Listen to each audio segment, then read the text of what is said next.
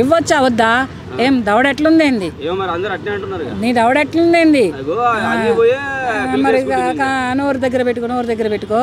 ఇవ్వచ్చా కాదు, ఇవ్వాలి. ఇప్పటికే లేట్ అయింది కాదు.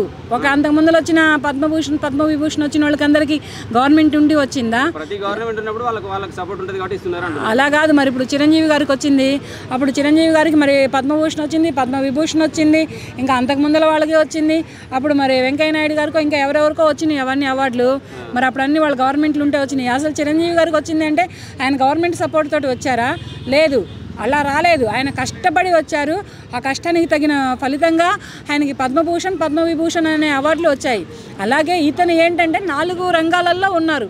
ఒకటి సినిమా రంగం, ఇంకోటి వైద్య రంగం, ఇంకోటి ఆయన పదవి రంగం, ఇలా ఇన్ని రంగాలలో ఉన్నారు. ఇంకోటి ఏంటంటే ప్రజలకు సేవా రంగం. ఇన్ని రంగాలలో ఉన్నారు కనుకనే అతనికి పద్మభూషణ్ లేట్ అయిందని ఇప్పటికే ప్రజలు బాధపడుతుంటే నువ్వు ఇవ్వచ్చా అంటావేంది? అందుకనే నేను దవడ జాగ్రత్త అని చెప్పాను.